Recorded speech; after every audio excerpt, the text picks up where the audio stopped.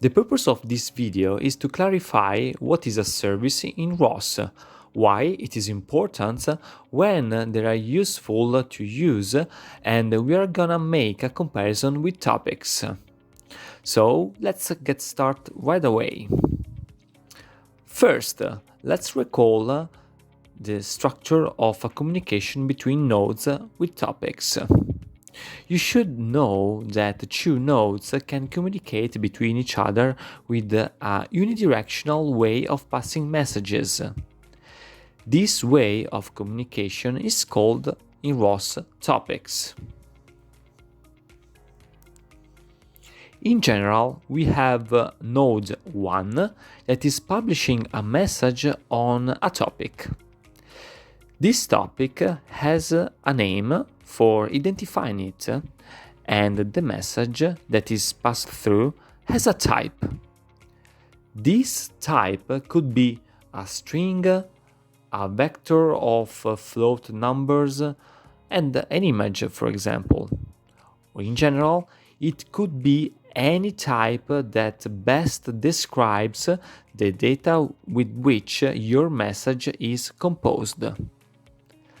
Then we have a node 2 that subscribes to that topic. And in this node, the node 2, there will be a subscriber object that takes the data and elaborates it with a callback function. As an example to explain this topic, we can consider the node created in the tutorial done so far. In this example, we have a node called publisher that is publishing a message of type standard message string on the topic called message underscore topic. Then we have another node called subscriber that is subscribing to that topic. The type of this message was a string, so very easy stuff. We have seen in the previous video, when we have played with the package turtlesim, another type of message, which was of type geometry messages twist. This type of message wasn't a string, but it was composed by a three-dimensional vector. 3 that describes the linear velocity and 3 to describe the angular velocity. So we had the teleop turtle node that is responsible for getting arrows of your keyboard to translate in a message of type twist. This message was published on the topic command veld with the turtle1 namespace. Then the turtlesim node subscribes to that topic to allow you to see the turtle move in the simulated environment. Bear in mind that for this application it was much better to describe the movement of a turtle with the type of message twist. So you put numerical values on the vectors for linear velocity and angular velocity. You can imagine that in this particular case, it would not have been very practical to describe the speed of the turtle moving in the simulated environment with a message of type string. That's all for the topics and message. Let's raise the bar a little bit and let's talk about another type of communication, the service. When you deal with the service, you are going to have a client-server architecture. Imagine that your computer is your client. Then you open the browser and you want to get access to a certain website. If you think to do that, you just type on the search bar the URL of your website. But Actually, what did you do? You have raised a request to the server via a service. The service is the URL and the server is where the content of your website is contained. The client, or your computer, is put on hold until the server responds to the request.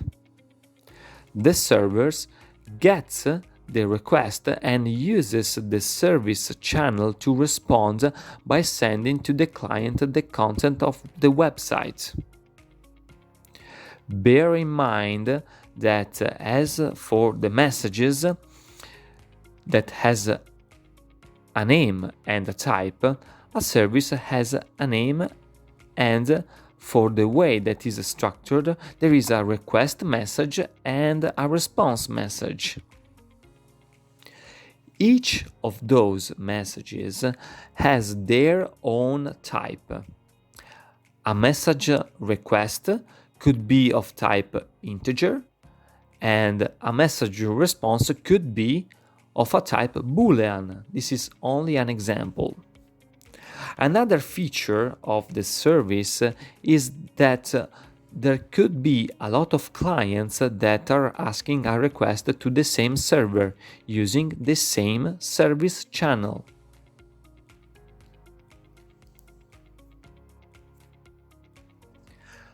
Now that you have an understanding of service, let's go deeper with an example that we are going to implement in the next video. This example shows you how to deal with the request and response with an embedded ROS service called add-to-int service. This service belongs to the ROS.py tutorials package of ROS. This is a good example for practicing with services. In this case, we have a client that wants to raise a request to a server to make the sum of two integers, like a calculator. In this case, there is a node that is the client that raises a request on the service named add-to-int, and if we see the raw message definition of this service, we can see how it is structured. The service is divided in two: the request and the response, divided by 3 dashes.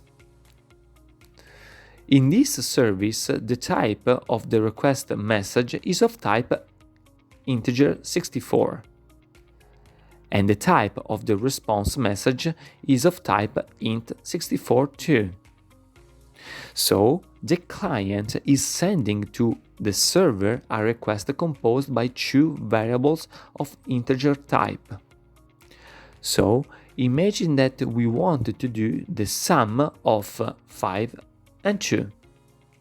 We are sending the request with these integers to the server. The server is receiving these two integers and makes the calculation 5 plus 2 and sends back to the client the response. So response sum equal 7. In the next video, we will deploy this service creating a client and server node that communicate through add-to-int service.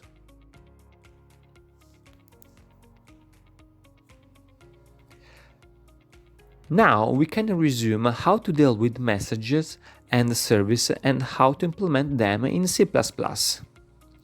Let's start with a message of type standard message string.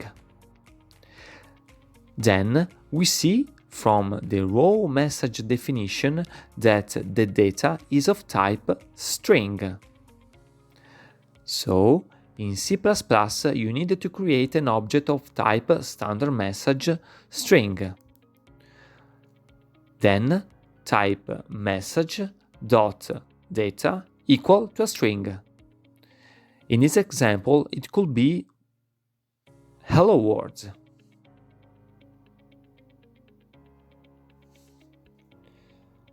This message was very easy, but sometimes a string message is not suitable for best describing the data needed for your application. For example, if you wanted to send a message that described the velocity of an object in an environment like the turtle sim of the last video, you need to use a type of message that is suitable for this purpose. If you remember, in the last video we have used the type of message geometry message twist. Then we see from the raw message definition that the data is of type vector3 for linear and vector3 for angular. So in C++ you need to create an object of type geometry message twist, then type message.linear x, y, z, giving a value for each of those variables, and the same things you need to do for message.angular x, y, z. In this way, we allowed our turtle to move. Finally, we have a service of type ROS-Pi tutorials add 2 ints. You can use this service if you want to have a result of a sum of 2 integers. And to do that, you need to create a ROS-Pi tutorials add 2 ints object that we can call service, for example. From the raw message definition, the type of the request is of type integer 64, and the request is composed of 2 integers. The response is of type integer as well. So in C++, to raise a request, you need to type service.request.a and service.request.b, and the result will be the variable service.response.sum. Now that you have a better understanding of how services work, let's see an application of a service in a robotic field. This service is to control the LED while the robot is in 0 position, while it's performing a task like pick and place an object, and once it has completed a task. While the robot is doing this task, a LED of a different color is switched on. When it is finished, the robot does another task. The previous LED is switched off and another one is switched on. In this way, an operator is always aware of the status of the robots. We can deploy this application creating a service called setLED, and we have a robot status node that is the client that once the robot is changing status, for example from the 0 position to the moving task, the node asks to the server LED control node via setLED service to switch on a particular LED.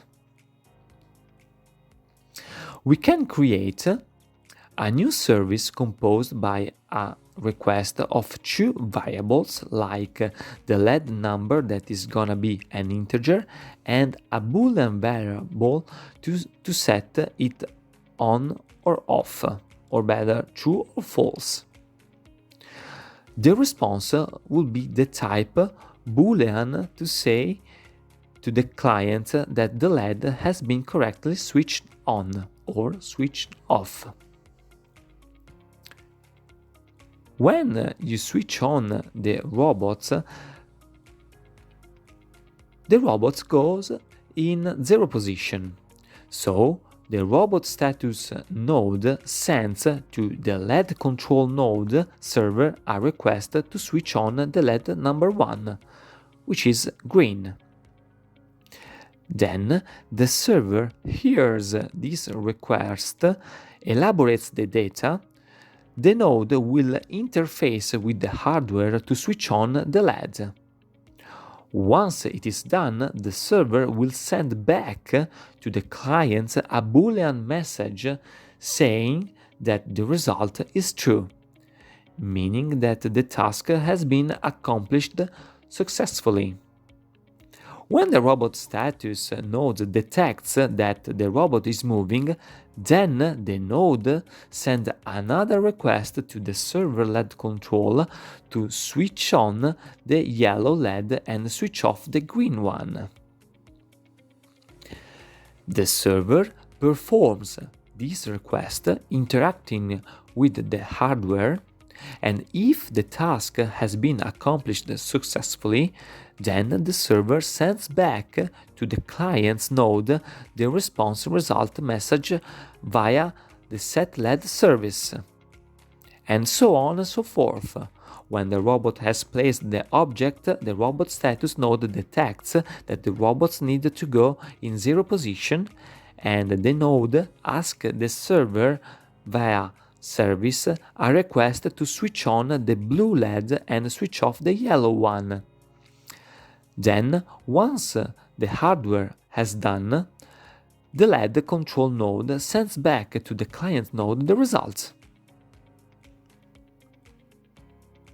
I hope that now you have a clear idea of how services are made.